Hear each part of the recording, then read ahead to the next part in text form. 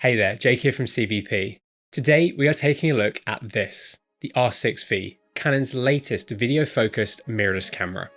It's their second camera in the EOS V series, and it actually shares quite a bit with the R6 Mark III and C50.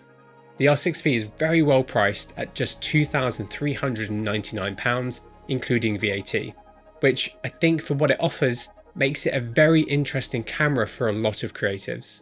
So let's delve into how it performs, what makes it different, and explore whether or not it's worth considering as your next camera. Let's get into it.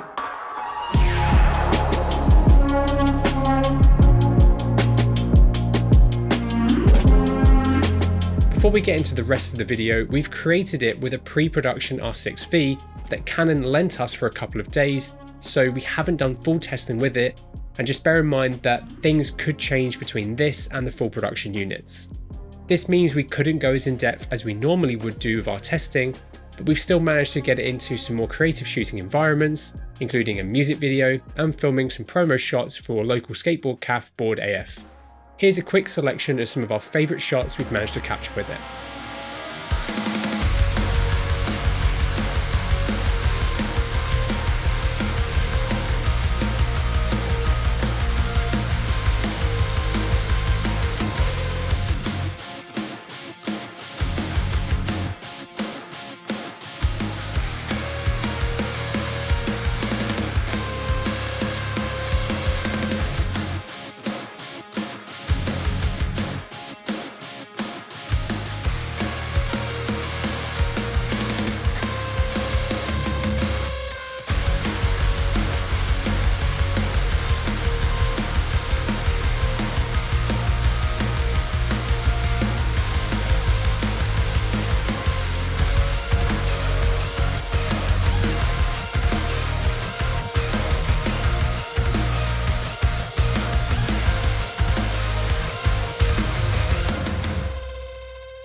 We've shot a good amount with the R6 III and C50 since they come out, and we use both of them in our studio, and the images they can capture are excellent.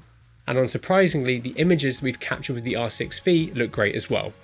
A low budget music video and a casual shoot for a small business are two types of work that this kind of camera will shine in for solo shooters. And I'm happy with the images we've managed to capture across our time with the camera. The darker music video shoots do need a little bit of noise reduction in post to get the most out of them, but that's not surprising given we shot those in 7K RAW. The 4K downsample footage is great for projects that need to be turned around faster or don't want to take up loads of storage space. But the 7K RAW, especially OpenGate, is where all of these cameras really shine. If you want to keep up with the latest and greatest kit, please subscribe to the channel if you haven't already.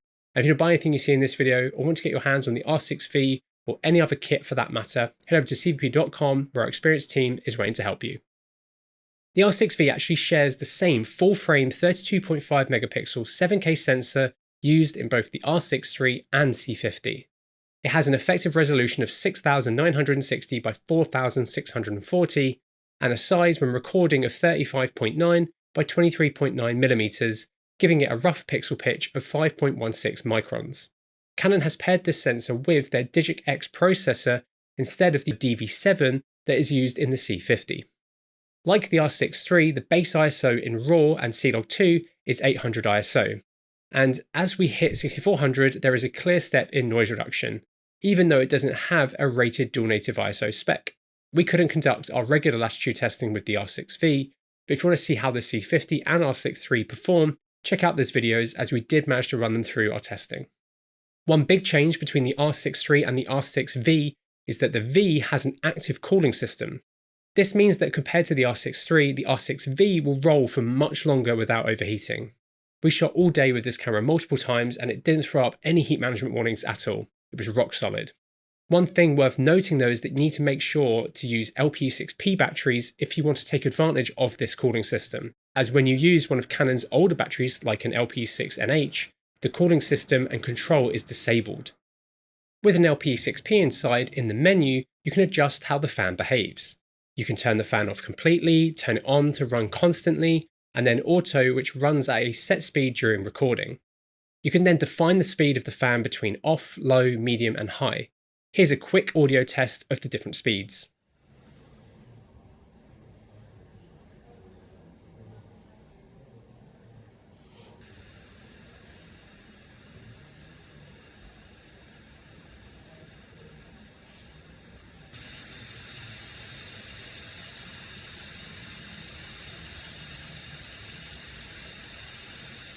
As this camera is quite small, the fan on its highest setting is pretty audible, but it's great you can control it for different recording environments.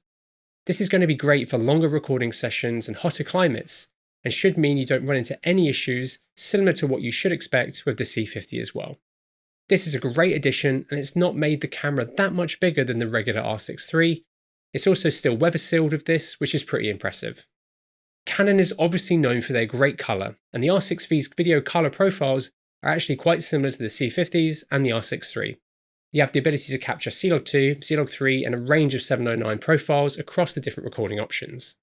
Unsurprisingly, the R6 V delivers great colour in both stills and video mode. You can get nice colour fast with the right LUT or profile, and push corrections and edits hard in post. If you're shooting in RAW, I do think it needs a touch of noise reduction if you're shooting in darker scenes, but this is pretty common when shooting RAW on any camera really, as you will have less noise reduction happening internally compared to shooting compressed formats. One massive improvement on the R6 V is how you white balance in video mode. Unlike previous Canon cameras, you don't have to cumberously load in a picture of a grey card to white balance. You can now simply hit the white balance button, go to custom, hit menu, and then use this small square in the centre of the frame to white balance your image. It's a really nice system to use, especially paired with the quick menu. The R6 V shares the exact same recording options as the R6 III. This means you can record in a mix of RAW, XF-HEVCS and XF-AVCS in both 16 and 17:9 options. You also have the option to record in 3x2 open gate using the full sensor in both RAW and XF-HEVC up to 30p, which again is awesome to see. There's a lot of noise online about whether open gate is something needed for filmmakers, but really I think it depends. Personally, I think it's great to have for a few reasons, but mainly for dual format acquisition, which this camera is great at, as you can overlay both 16:9 and 9:16 frame guides simultaneously. Here are some of Canon's media recording time charts from the R6 III manual, which the R6 V should match. We can see there's a good range of formats to choose from depending on what balance of quality and file size you need for a given shot or project. The camera also has a good range of different high and slow frame rate options available. To go into this mode, it is here on the mode dial. You can go down as low as 1 frame per second and up to 180 in Full HD or 2K. The DCI formats, not downsampling, are the formats where you can really dial in the frame rate options.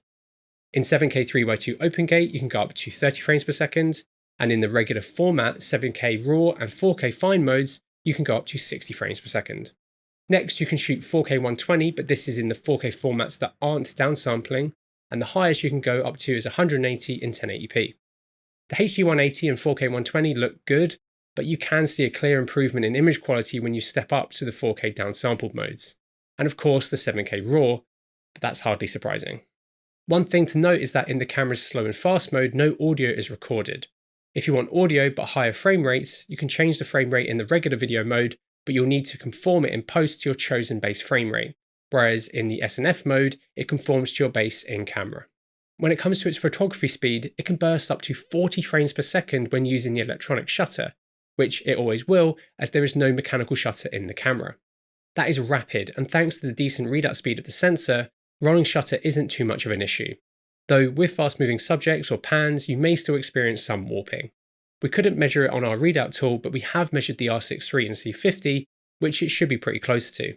In the R6 III's full frame 3x2 mode, it has a readout of roughly 18 milliseconds, and if you go down into the camera's regular 16 or 17:9 modes, it drops down to just above 14 milliseconds.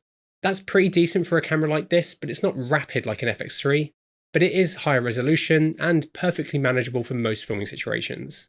It also has the pre-capture feature from Canon's flagship camera, the R1, which will be great for wildlife, wedding and sports photographers wanting to make sure they capture the exact moment they need to. It also has pre-record function for video. You have the option to choose between 3 and 5 seconds, and the camera is using an internal cache for this, not your media, which is really good. It's not possible to use this in RAW, but this will be great for filmmakers capturing things that only happen once. One big feature the R6 V has is sensor stabilisation. This is something that I think cameras this size that are often being used stripped back handheld really need to help reduce micro jitters, especially when not using any optical stabilisation. Weirdly, it's actually slightly different to the system in the R6 III. The R6 III is rated up to 8.5 stops, whereas the R6 V is up to 7.5 stops, with an optically stabilised RF lens. So let's see how close they perform to each other.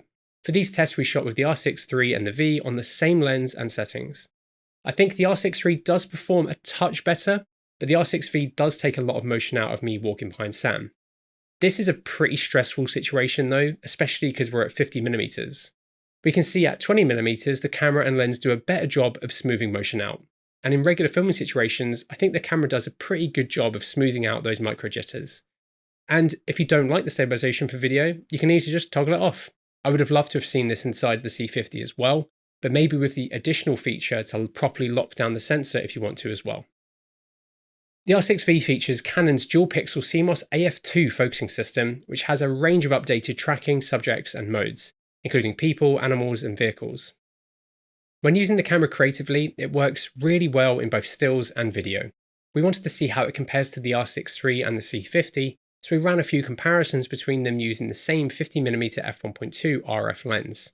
Putting them all side by side, I genuinely can't tell a difference between them. They're incredibly close to each other. The autofocus systems in these cameras now perform great and are very customizable depending on what situation you need them in. The rear monitor on the R6 V is the same 3-inch LCD found on the R6 III, and compared to the ones you find on the C80 and Nikon ZR, I think it is a bit lackluster for 2026. I do wish Canon had put a larger, better screen on this and the C50, seeing as they don't have viewfinders. It's fine to use, but once you've used better, bigger and brighter camera LCDs for shooting video, this one will feel a little bit underwhelming, but it's still 100% usable. I also wish that it wasn't the flip-out type Canon use across their cameras, and was closer in design to the modern systems found on Sony and Panasonic mirrorless cameras that allow the monitor to tilt out from the body without needing to be flipped out to the side. Luckily, the R6 V does have a nice full-size HDMI output, and it can output a bunch of different formats depending on what you need it to do. This includes 7K and 4.3K RAW for external ProRes recording, and 4K up to 60 frames per second. As it's running the Canon stills menu system, the way it handles the output is different to a Cinema EOS camera. When you delve into the menu, it behaves the same way as the R6 III. Here you have 3 different modes to choose from. You have the ability to only output via the HDMI, which blacks out the rear LCD, then to choose between outputting to both the rear LCD and the HDMI, but you can choose whether you want the deeper menu system to be displayed on the LCD or via HDMI. If you choose the menus to stay on the rear LCD, when you open up the menu, the monitor will lose signal via the HDMI. I think one way to make this usability a bit nicer is to use a monitor that can control the camera. Of course, because this camera is so new, it won't work with anything currently, but I did manage to try the TX with the R6 III, which should provide a similar experience when the R6 V gets approved, and I think it works well. You can easily toggle between the camera's monitoring functions and basic camera control, including touch autofocus, which is really helpful. I think using something like this does kind of get around the HDMI output limitations, but a camera like the C50 will give you a much better external monitoring experience. If you want to monitor the camera remotely, you can using Canon's Camera Connect app, which will also work with this camera.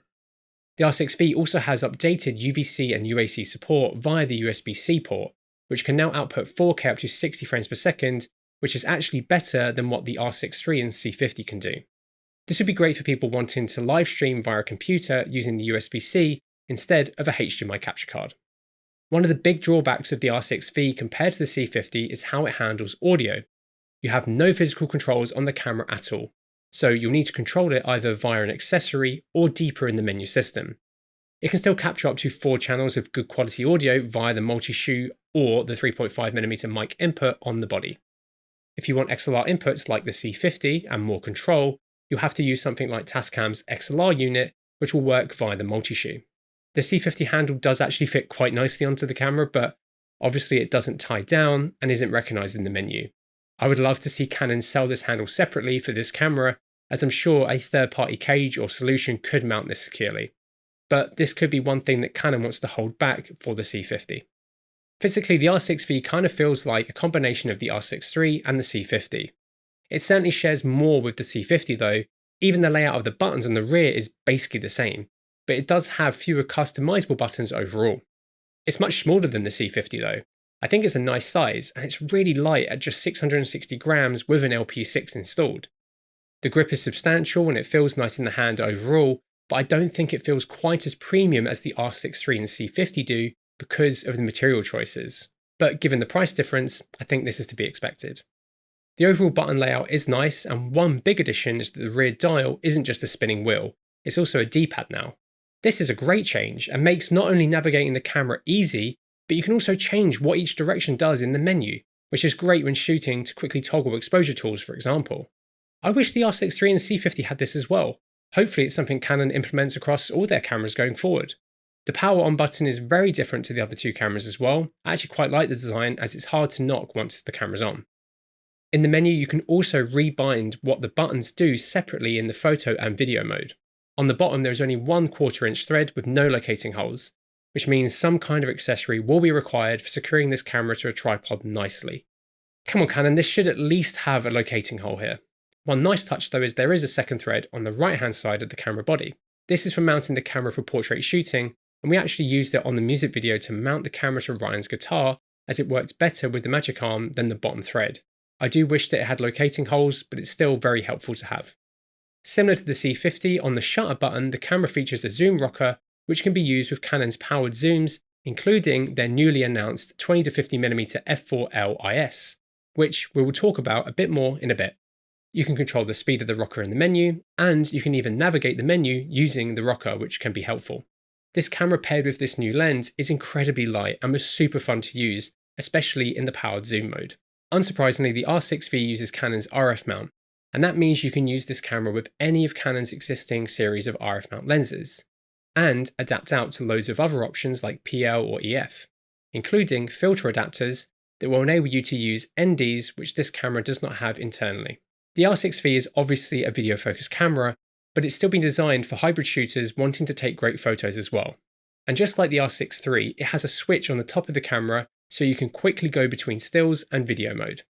This swap is instantaneous, unlike the C50 or R5C, as they are loading the different menu systems, whereas the R6 V uses Canon's EOS R menu system in both modes. However, when switching, the camera remembers the different exposure settings across the two different modes, which means you can keep your settings separate and therefore not have to reset your ISO and shutter speed between shooting stills and video. It also remembers your color profiles as well, which means you can go from shooting in log in video to a nice stills profile without having to delve back into the menu system. It remembers a lot of settings honestly, which makes for a great experience, and there are clear differences between the two different menus as well. As I've said, it shares loads with the R6 III, and it has loads of photography performance and features crammed into it from that camera. The images this sensor can capture are rich and detailed, which isn't surprising given the reputation the R6 III and C50 have garnered since they were released. The big things missing here for photography are the EVF and the mechanical shutter, which does make it a very different camera to use than the R6 III.